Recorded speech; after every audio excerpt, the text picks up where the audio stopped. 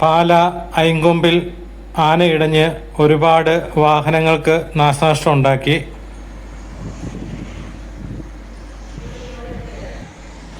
വേണാട്ടുമറ്റം ഗോപാലൻകുട്ടി എന്ന ആനയാണ് ഇടഞ്ഞത്. ഐങ്കൊമ്പ് ജംഗ്ഷനിലായിരുന്നു സംഭവം നടന്നത്.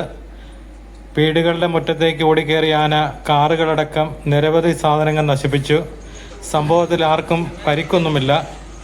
ഏറെ നേരത്തെ ശ്രമത്തിനൊടുവിലാണ് ആനയെ അനുനയിപ്പിച്ച് നിയന്ത്രണ വിധേയമാക്കി. കടയുടെ ചില്ലുകളും ഫർണിച്ചറുകളും ഒക്കെ ഒരുപാട് ചവിട്ടി മതിച്ചു.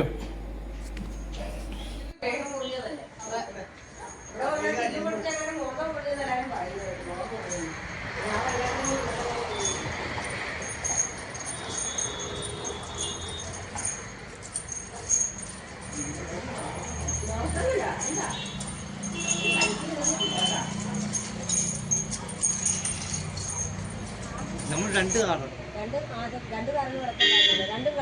രണ്ട്